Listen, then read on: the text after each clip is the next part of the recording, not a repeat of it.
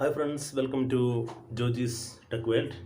ഇന്ന് നമ്മുടെ subject Indian standard കോഡ്സിനെ പറ്റിയാണ്. നമുക്കറിയാം, നമുക്ക് ഏതെങ്കിലും ഇപ്പോൾ നമ്മളൊരു സിവിൽ എഞ്ചിനീയർ ആണെങ്കിൽ, ഇപ്പോൾ നമ്മുടെ സൈറ്റിൽ എന്തെങ്കിലും ഒരു മെറ്റീരിയൽ വരികയാണെങ്കിൽ അതിൻ്റെ ക്വാളിറ്റിയും ക്വാണ്ടിറ്റിയൊക്കെ കണ്ടുപിടിക്കാൻ വേണ്ടിയിട്ട് നമുക്കൊരു റെഫറൻസ് പോയിന്റ് വേണം. വെറുതെ ഞാൻ പറയണം അത് കൊള്ളാമെന്ന് ഞാൻ പറഞ്ഞെന്ന് പറഞ്ഞ് മാത്രം അതൊരിക്കലും നന്നാവണമെന്നില്ല. അതിന് ഞാൻ എന്തെങ്കിലും ഒരു സ്റ്റാൻഡേർഡ് വെച്ചിട്ടുള്ള സാധനം വെച്ച് റെഫർ ചെയ്തിട്ട് വേണം എനിക്കതിനെപ്പറ്റി പറയാം. ഇപ്പോൾ ബ്രിക്കാണെങ്കിൽ തന്നെ ആ ബ്രിക്ക് കൊള്ളാം, എന്തിനെ ബേസിട്ടാണ് നമ്മളത് പറഞ്ഞ്, അല്ലെങ്കിൽ സ്റ്റീലാണ് എന്നെങ്കിൽ സ്റ്റീലിൻ്റെ ക്വാളിറ്റി എങ്ങനെ അറിയണം എന്നുള്ളതൊക്കെ ഒരു ബേസിസ് ഉണ്ടാവും.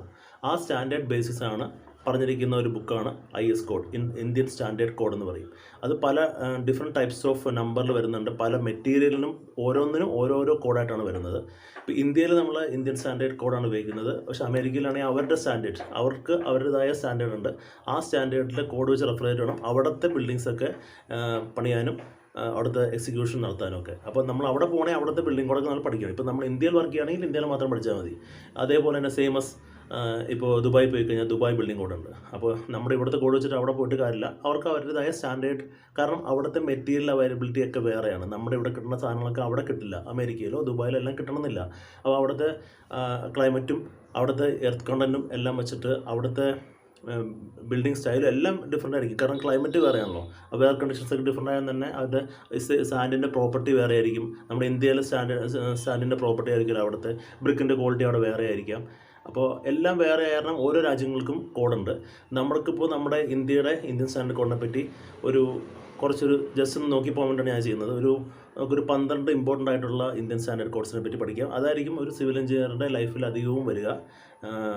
എല്ലാ മെറ്റീരിയലിനെ പറ്റി നമ്മുടെ സൈഡിൽ അവൈലബിൾ ആയിട്ടുള്ള സാൻഡ്, മണൽ, പിന്നെന്താ ഇഷ്ടിക, റോക്ക്, ഓരോന്നിനെ പറ്റി, കോൺക്രീറ്റിൻ്റെ ഗ്രേഡുകൾ, ഏതൊക്കെ ഗ്രേഡാണ്, ഏതൊക്കെ ഇൻഗ്രീഡിയൻ്റാണ് അതിൽ ചേർക്കേണ്ടത്, ഫ്ലൈ ആഷ്, എന്തൊക്കെ സാധനം ഉണ്ടോ, പെയിൻറ്റ്, അതിൽ നമുക്ക് പറയാൻ പോയി കഴിഞ്ഞാൽ നമ്മൾ വീടിന് ഉപയോഗിക്കുന്ന എല്ലാ മെറ്റീരിയലിനെ പറ്റിയുള്ള കോഡുണ്ട്. ഈവൻ ടൈൽ എല്ലാ കാര്യങ്ങളും നമുക്കറിയണമെങ്കിൽ ആ കോഡ് പഠിച്ചു കഴിഞ്ഞാൽ തന്നെ ശരിക്കും പറഞ്ഞാൽ നമുക്ക് നല്ലൊരു സിവിൽ എഞ്ചിനീയർ നോളജ് കിട്ടിയെന്ന് പറയാം. കോഡെല്ലാം ബൈഹാർട്ട് ചെയ്യാൻ പറ്റില്ലെങ്കിലും അത്യാവശ്യ കാര്യങ്ങളൊക്കെ ഒന്ന് ബൈഹാർട്ട് ചെയ്ത് വെക്കണം. ഇപ്പോൾ നമ്പർ മറന്നു പോയ പോലെ അതിലെന്താ എഴുതിയേക്കുന്നെങ്കിലും നമ്മൾ അറിഞ്ഞേ പറ്റൂ. സെയിമസ് നമ്മളിപ്പോൾ ഒരു ആർക്കിടെക്റ്റ് ആണെങ്കിൽ നമ്മൾ ബിൽഡിംഗ് കോഡ്സൊക്കെ പഠിച്ചേ പറ്റൂ. സെയിമസ് ഇപ്പോൾ സിവിൽ എഞ്ചിനീയർ ആണെങ്കിൽ ഈ IS കോഡ് പഠിച്ചേ പറ്റൂ. അപ്പോൾ അത്യാവശ്യം ഒന്നുമില്ലെങ്കിൽ നമുക്ക് ആ റെഫറൻസിന് വേണ്ടിയിട്ട് ഈ കോഡൊക്കെ നമ്മുടെ കയ്യിൽ PDF ആയിട്ട് ഇപ്പോൾ ഡൗൺലോഡ് കിട്ടും. അപ്പോൾ അതൊക്കെ എടുത്ത് വയ്ക്കാം. നമുക്കപ്പോൾ ആദ്യത്തെ കോഡിലേക്ക് പോകാം. ആദ്യത്തെ കോഡ് പിന്നെ എനിക്ക് പറയാനുള്ള IS കോഡ് ശരിക്കും പറഞ്ഞാൽ എന്തിനാണെന്ന് വെച്ച് കഴിഞ്ഞാൽ, നമ്മളിപ്പോൾ ഒരു സിവിൽ എഞ്ചിനീയറിംഗ് സ്ട്രക്ചർ, അതിപ്പോൾ ഒരു റോഡാവാം, അല്ലെങ്കിൽ ബിൽഡിംഗ് ആവാം, ഹൈവേ ആവാം, ഡാം ആവാം, അല്ലെങ്കിൽ എയർപോർട്ട് ആവാം, ഇതൊക്കെ നമ്മൾ ഡിസൈൻ ചെയ്യാനും അനലൈസ് ചെയ്യാനും വേണ്ടി ഉപയോഗിക്കുന്ന റെഫറൻസ് സ്റ്റാൻഡേർഡാണ് ഇന്ത്യൻ സ്റ്റാൻഡേർഡ് കോഡ്. സോ നമുക്ക് ഫസ്റ്റ് കോഡിലേക്ക് പോകാം. ഫസ്റ്റ് കോഡ് IS 456-2000 എന്നുള്ളതാണ്. അതിൽ ആ കോഡിൽ റെഫർ ചെയ്യുന്നത് പ്ലെയിൻ കോൺക്രീറ്റിനെ പറ്റിയും റീഇൻഫോഴ്സ് കോൺക്രീറ്റിനെ പറ്റിയുമാണ്. അത് നമുക്കറിയാം, പ്ലെയിൻ കോൺക്രീറ്റ് എന്ന് വെച്ച് കഴിഞ്ഞാൽ കമ്പി ഇല്ലാത്തത്, അതായത് സ്റ്റീൽ ബാർ ഇല്ലാത്ത RCC സ്ട്രക്ചർ അടുത്തത്. അതിൽ റീഇൻഫോഴ്സ് ചെയ്യാൻ വേണ്ടിയിട്ട്, ഈ പ്ലെയിൻ കോൺക്രീറ്റ് റീഇൻഫോഴ്സ് ചെയ്യാൻ വേണ്ടിയിട്ട് നമ്മൾ സ്റ്റീൽ ബാർ ഉപയോഗിക്കുന്നു. അപ്പോൾ ഇതിൽ വരുന്ന എല്ലാ കൂട്ടുകളും, പ്ലെയിൻ കോൺക്രീറ്റ് ഏതൊക്കെ സ്ഥലത്ത് എങ്ങനെയൊക്കെ ഇടണം, RCC എത്ര ലോഡ് വരും, എവിടെയൊക്കെ അത് ഉപയോഗിക്കാം, എത്ര ക്വാണ്ടിറ്റി ഉപയോഗിക്കണം, ഇതിൻ്റെ എല്ലാ സ്റ്റാൻഡേർഡ് സബ്ജക്റ്റും കവർ ചെയ്യുന്ന കോഡാണ് IS 456-2000 എന്നുള്ള ഈ കോഡ്. ഓക്കെ, ദെൻ അടുത്ത കോഡ് നമുക്ക് IS 800-2007 എന്നുള്ളത് ജനറൽ കൺസ്ട്രക്ഷൻ ഓഫ് സ്റ്റീൽ വെച്ചിട്ട് നമ്മൾ പല ബിൽഡിങ്സ് ചെയ്യുന്നുണ്ട്. അപ്പോൾ ആ ബിൽഡിംഗ് ചെയ്യുമ്പോൾ അതിലെന്തൊക്കെയാണ് ബേസിക്കായിട്ട് നമ്മൾ ശ്രദ്ധിക്കേണ്ട കാര്യങ്ങൾ, അപ്പോൾ എത്ര ക്വാളിറ്റി നമുക്കതിൽ ഉപയോഗിക്കണം, അപ്പോൾ അതിൽ സ്റ്റീലിലെ കണ്ടൻറ്റ് എന്തൊക്കെയായിരിക്കും, ലെഡ് കണ്ടൻറ്റ് ഉണ്ടോ, അല്ലെങ്കിൽ നിക്കൽ കണ്ടൻറ്റ് എത്രയാവും, ഇതിനെപ്പറ്റി എല്ലാത്തിനെ പറ്റിയും സ്റ്റാൻഡേർഡായിട്ട് നമുക്ക് റെഫർ ചെയ്യാൻ പറ്റിയൊരു കോഡാണ് IS 800-2007. അടുത്തത് IS 1200 എന്നുള്ളത് നമുക്ക് പറയാം. ഇപ്പോൾ നമ്മളിപ്പോൾ ആർക്കിടെക്റ്റോ ആളെയോ സിവിൽ എഞ്ചിനീയർ ആണെങ്കിൽ തന്നെ നമ്മളിപ്പോൾ ഒരു ബിൽഡിംഗ് പ്ലാൻ ചെയ്യുമ്പോൾ ഒരു മിനിമം സ്റ്റാൻഡേർഡ് ഉണ്ടാവും. എപ്പോഴും ഒരു ബെഡ്റൂമിനുണ്ടാവും, ലിവിംഗ് റൂമിനുണ്ടാവും, അങ്ങനെ ഏത് റൂമിനും പബ്ലിക് പ്ലേസ് ആണെങ്കിൽ അവിടെ മിനിമം സ്റ്റാൻഡേർഡ് എത്രയാണ് വേണ്ടത് എന്നുള്ള അതിൻ്റെ മെഷർമെൻറ്റ്സിനെ പറ്റിയുള്ള കാര്യങ്ങളെല്ലാം വരുന്ന കോഡാണ് ഈ പറഞ്ഞ IS 1200. ഇത് നമുക്ക് ശരിക്കും ഓൾമോസ്റ്റ് കുറേ കഴിയുമ്പോൾ നമുക്ക് കാണപ്പെടാവേണ്ടതാണ്. കാരണം അതിൻ്റെ മെഷർമെൻറ്റ്സ് അതിൽ കുറഞ്ഞു പോകാൻ പാടില്ല, കൂടുന്നതിനൊരു പരിധിയുണ്ട്. ഇതെല്ലാം അറിയാണ്ട് നമുക്ക് ഒരിക്കലും ഡിസൈൻ ചെയ്യാൻ പറ്റില്ല. സോ ആ കോഡൊക്കെ പ്രത്യേകം നമ്മൾ പഠിച്ചിരിക്കണം. സിവിൽ എഞ്ചിനീയർ അല്ലെങ്കിൽ ആർക്കിടെക്ചർ എഞ്ചിനീയർ എന്ന നിലയിൽ അതിലേക്കൂടെ പോയേ പറ്റൂ, പഠിച്ചേ പറ്റൂ. സോ ഇനി നാലാമത്തെ IS 875-1987 എന്നുള്ളത് അതിൽ തന്നെ 1 2 3 4 എന്ന് പറഞ്ഞിട്ടുണ്ട്, 4 5 ലോഡുണ്ട്. പല ഈ ഒരു ബിൽഡിങ്ങിൽ ആക്ട് ചെയ്യുന്ന ലോഡുകൾ എന്തൊക്കെയാണ് അതിനെപ്പറ്റി പറയുന്ന ഒരു സംഭവമാണ് IS 875/1987 എന്നുള്ളത്. അതിൽ നമുക്കറിയാം ഒരു സിവിൽ സ്ട്രക്ചറൽ എഞ്ചിനീയർ ഒരു സ്ട്രക്ചർ ഡിസൈൻ ചെയ്യുമ്പോൾ അതിൽ ഒരു ബിൽഡിങ്ങിൽ എന്തൊക്കെ ലോഡ് ആക്ട് ചെയ്യണം നമുക്കറിയാലോ. അതായത് വിൻഡ് ലോഡ് ആക്ട് ചെയ്യാം, ഒന്ന് ഡെഡ് ലോഡുണ്ട്, ആ ബിൽഡിങ്ങിൽ ഡെഡ് ലോഡ്, പിന്നെ അവിടെ വരുന്ന മനുഷ്യൻ്റെയും ബാക്കി എന്ത് വന്നാലും അതിൻ്റെയൊക്കെ ലൈവ് ലോഡ്, പിന്നെ വിൻഡ് ലോഡ് കാറ്റടിക്കുമ്പോൾ, പിന്നെ സ്നോ ലോഡ്, സ്നോ ഉള്ള ഏരിയ ആണെങ്കിൽ സ്നോ ലോഡ് വരും. അത് കഴിഞ്ഞിട്ട് പിന്നെ സ്പെഷ്യൽ ലോഡ്സ് വരും, വേറെ എന്തെങ്കിലും പ്രത്യേകമായിട്ട് അല്ലെങ്കിൽ കോമ്പിനേഷൻ ഓഫ് സ്പെഷ്യൽ ലോഡ്സ് വരാം. ഇങ്ങനെ 5 ലോഡ്സിനെ പറ്റി പറയുന്ന കോഡാണ് IS 875/1987. Dead load, live load, wind load, snow load, special load. അത് കഴിഞ്ഞിട്ടുള്ള ലോഡാണ് നമുക്കറിയേണ്ടതാണ് IS 1893/2000 എന്നുള്ളത്. ഇതിൽ ബിൽഡിങ്ങിൽ ഇപ്പോൾ ഞാൻ പറഞ്ഞാൽ ശരിക്കും പറഞ്ഞാൽ ഒരു ഭൂമിയിൽ കൊണ്ടാകുമ്പോൾ ആ ലോഡ് ആക്ട് ചെയ്യും. പക്ഷേ ഈ പറഞ്ഞ ലോഡുകളിലൊന്നും ഈ പറഞ്ഞ കോഡിൽ ആ ലോഡിനെ പറ്റി പറയുന്നില്ല. അതിന് മാത്രം സ്പെഷ്യലായിട്ടുള്ളൊരു കോഡാണ്. അതായത് എർത്ത് വേണ്ടി മാത്രം സ്പെഷ്യലായിട്ട്, എർത്ത് നമുക്കറിയാം ഹൊറിസോണ്ടലായിട്ടായിരിക്കും വരിക. അപ്പോൾ ആ ലോഡ് എങ്ങനെയൊക്കെ വരാം, അതിന് റെസ്റ്റ് എന്തൊക്കെ ചെയ്യണം എന്നുള്ളതിനെ പറ്റി പറയുന്ന ഒരു കോഡാണ് IS 1893/2000 എന്നുള്ളത്. അടുത്ത് വരുന്നത് IS 4082 എന്നുള്ളതാണ്. Specification of storage of materials എന്നാണ് അതിൻ്റെ പറയുന്നത്. ഇതിൽ പറയുന്നത് വെച്ച് കഴിഞ്ഞാൽ നമ്മളിപ്പോൾ നമ്മുടെ സൈറ്റിൽ ശരിക്കും പറഞ്ഞാൽ നമ്മളിപ്പോൾ ചിലപ്പോൾ സിമെൻറ്റ് സ്റ്റോർ ചെയ്യാൻ പറ്റും, അല്ലെങ്കിൽ ബ്രിക്കുകൾ സ്റ്റോർ ചെയ്യാൻ പോകാറുണ്ട്.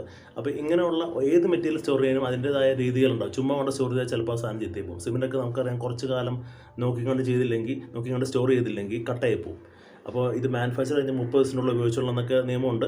അപ്പോൾ നമുക്കത് നോക്കി ചുമ്മാ സ്റ്റോർ ചെയ്യാൻ പറ്റില്ല. അതിൻ്റെ അടിയിൽ കുറച്ച് ബ്രിക്ക് വയ്ക്കുക, അല്ലെങ്കിൽ 2-3 പീസ് ഓഫ് വുഡൊക്കെ വെച്ചിട്ട്, അതായത് ഗ്രൗണ്ടുമായിട്ട് കണക്ഷൻ ഉണ്ടാകാൻ പാടില്ല. പിന്നെ സൈഡിലൊക്കെ ഈ എന്താ പറയുക വായു പോകുന്ന ഉള്ള ഏരിയയുടെ ആയ സ്ഥലത്ത് ഇത് വയ്ക്കാവൂ. അപ്പോൾ എത്ര സ്റ്റാക്ക് വയ്ക്കാം, എത്ര ഒരു 4 5 അങ്ങനെ പറഞ്ഞൊരു ഇത്ര എണ്ണ വയ്ക്കാവൂ എന്നൊക്കെ പറഞ്ഞിട്ടുണ്ട്. അത് 50 കിലോ ഓഫ് ബാഗ് സിമെൻ്റ് ആണെങ്കിൽ എത്ര എണ്ണ അടുക്കി വയ്ക്കുക എന്നുള്ളതൊക്കെ റെഫർ ചെയ്യുന്ന ഒരു കോഡ്. അത് സിമെൻറ്റ് മാത്രമല്ല, സാൻഡായാലും എന്തായാലും ബ്രിക്കായാലും എന്തായാലും ഇങ്ങനെ വയ്ക്കാവുന്നതൊക്കെ സ്പെസിഫിക് ആയിട്ട് എഴുതിക്കുന്നതാണ് IS code 4082 specification for storage of materials എങ്ങനെയൊക്കെ സ്റ്റാക്ക് ചെയ്ത് വയ്ക്കാം, സ്റ്റോറേജ് വയ്ക്കാം എന്ന സൈറ്റിൽ പ്രത്യേകം പറയുന്ന കോഡാണത്. നമുക്ക് അടുത്തത് കോഡ് എന്ന് പറഞ്ഞാൽ IS 269. അത് specification for 33 grade of ordinary Portland cement. 33 ഗ്രേഡിൽ അതിൻ്റെ പ്രോപ്പർട്ടീസും അതിൻ്റെ മെറ്റീരിയൽസ് എന്തൊക്കെ വെച്ച് ഉണ്ടാക്കിയിരിക്കുന്ന എല്ലാ കാര്യങ്ങളും പറയുന്ന ഒരു കോഡാണ് ഈ IS 269. പിന്നെ IS 8112 അത് 43 grade of ordinary Portland cement പറയുന്നു. IS 12269 53 grade of ordinary Portland cement പറയുന്നു. അതിന് 3 ഗ്രേഡിനെ പറ്റി സ്പെസിഫിക് ആയിട്ടുള്ള കോഡുകളിൽ പറയുന്നുണ്ട്. ആ കോഡിൻ്റെ പേരാണ് ഞാൻ പറഞ്ഞത്. ഇനി വരുന്നത് IS 3370 എന്നുള്ളത് concrete structure for the storage of liquids. ഇത് നമ്മൾ റോട്ടിക്കടൊക്കെ പോകുമ്പോൾ നമുക്ക് കാണാൻ പറ്റും. പല സ്ഥലത്തും ഈ വലിയ വാട്ടർ ടാങ്ക്സ് കാണാൻ പറ്റും. നമ്മൾ മുനിസിപ്പാലിറ്റി ആയാലും പഞ്ചായത്തിലായാലും വെള്ളം ശേഖരിച്ച് വെച്ചിട്ട് നാട്ടുകാർക്ക് കൊടുക്കുന്ന വലിയ വാട്ടർ സ്റ്റോറേജ് ടാങ്ക് കാണാൻ പറ്റും. അങ്ങനെയുള്ള, അതായത് ലിക്വിഡ് ആയിട്ടുള്ള എന്തും, അതിപ്പോൾ വെള്ളം തന്നെ ആണെന്നില്ല, ഓയിലാവാം എന്താവാം, കോൺക്രീറ്റ് ആയിട്ട് പണിത് വെച്ചിരിക്കുന്ന ലിക്വിഡ് സ്റ്റോറേജിന് വേണ്ടി ഉണ്ടാക്കിയ സാധനങ്ങളെപ്പറ്റി റെഫർ ചെയ്യുന്ന ഒരു കോഡാണ് IS 3370. ഇനി അടുത്തത് IS 2062 എന്നുള്ള specification for steel for general purpose. നമുക്ക് ജനറലായിട്ട് സ്റ്റീൽ ഉപയോഗിക്കുന്ന എന്ത് കാര്യത്തിനും ആ സ്റ്റീലിൻ്റെ ഡീറ്റെയിൽഡായിട്ട് പറയുന്ന, ആ സ്റ്റീലിൻ്റെ പ്രോപ്പർട്ടീസ് എന്തായിരിക്കണം, അതിൻ്റെ ഡെൻസിറ്റി എന്തായിരിക്കണം, അങ്ങനെ എല്ലാ കാര്യങ്ങളും ഡീറ്റെയിലായിട്ട് പറയുന്ന സെപ്പറേറ്റ് കോഡാണ് IS 2062. ഞാനിതൊക്കെ പറഞ്ഞാൽ ഇതൊക്കെ ആയിരിക്കും നമ്മൾ സാധാരണ ഒരു സിവിൽ എഞ്ചിനീയറുടെയും ഒരു ആർക്കിടെക്ചർ എഞ്ചിനീയറുടെയും അവരുടെ പ്രൊഫഷണൽ ലൈഫിൽ എപ്പോഴും യൂസ് ചെയ്യുന്ന ഒരു കോഡ്. ഇനി അടുത്തത് IS 4990 എന്നുള്ളത് പ്ലൈവുഡ് ഫോർ കോൺക്രീറ്റ് ഷട്ടറിങ്. നമ്മളിപ്പോൾ എല്ലാ ബിൽഡിംഗ് പണിയുമ്പോഴും കോൺക്രീറ്റ് സ്ട്രക്ചർ വരുമ്പോൾ ഷട്ടറിങ് ചെയ്യും. അപ്പോൾ ആ ഷട്ടറിങ്ങിന് ഉപയോഗിക്കുന്ന പ്ലൈവുഡ്, അതിൻ്റെ തിക്നെസ് എത്രയാണ്, അതിൻ്റെ ക്വാണ്ടിറ്റി എങ്ങനെയാണ്, അതിൻ്റെ ഈ എത്ര ലെയർ ഉണ്ട്, അല്ലെങ്കിൽ അതിൻ്റെ വുഡ് കണ്ടൻറ്റ് എങ്ങനെയാണ് വരേണ്ടത്, ഏത് വുഡാണ് ഉപയോഗിക്കേണ്ടത്, ഇതിനെപ്പറ്റിയൊക്കെ പ്രത്യേകം റെഫർ ചെയ്യുന്ന ഒരു കോഡാണ് IS 4990. അപ്പോൾ ഞാൻ കുറച്ചും പറഞ്ഞ പോലെ ഇത്തരം കോഡ് മാത്രമൊന്നുമില്ല. ഇപ്പോൾ നമ്മൾ 12 കോഡിനെ പറ്റിയേ പറഞ്ഞിട്ടുള്ളൂ. പക്ഷേ 12 കോഡുകളും ഓരോ മെറ്റീരിയലിനെ പറ്റിയും കോഡുണ്ട്. നമുക്ക് എന്ത് റെഫർ ചെയ്യാൻ IS കോഡ് റെഫർ ചെയ്തിട്ട് മാത്രമേ ഇന്ത്യയിൽ നമ്മളെങ്കിലൊരു അഭിപ്രായം വരും പറയാവൂ. നമ്മുടെ സ്വന്തം അഭിപ്രായത്തിന് ഒരു വില എവിടെയില്ല. കാരണം മനുഷ്യർക്ക് തെറ്റുപറ്റാം. ഇതും മനുഷ്യരുണ്ടാക്കി വെച്ചാണ്. പക്ഷേ അത് പല സയൻറ്റിഫിക് എക്സ്പീരിയൻസും കഴിഞ്ഞ് അതിനെപ്പറ്റി പഠിച്ചിട്ട് എഴുതിയേക്കുന്ന സ്റ്റാൻഡേർഡ് റെഫറൻസ് കോഡാണ്. സോ അതാണ് നമ്മുടെ ഇന്ത്യയിൽ ബൈബിൾ പോലെ. ഇപ്പോൾ ക്രിസ്ത്യാനികൾ അവരുടെ വിശ്വാസത്തിൽ ബൈബിൾ, അല്ലെങ്കിൽ ഹിന്ദുക്കൾ അവരുടെ മഹാഭാരതം എന്നൊക്കെ പറയുന്ന പോലെ തന്നെ അവർക്ക് റെഫർ ചെയ്യാൻ പറ്റിയ, എഞ്ചിനീയേഴ്സ് ബൈബിൾ എന്ന് വേണമെങ്കിൽ പറയാം, അവർക്ക് റെഫർ ചെയ്യാൻ പറ്റിയ ബൈബിളാണ് ഇന്ത്യൻ സ്റ്റാൻഡേർഡ് കോഡ്സ്. സോ ഇതിനെ ബേസ് ആക്കിയിട്ട് നമ്മൾ പറയാവും. ഇല്ലെങ്കിൽ നമ്മുടെ മാത്രം അഭിപ്രായത്തിന് എവിടെയും വിലയില്ല.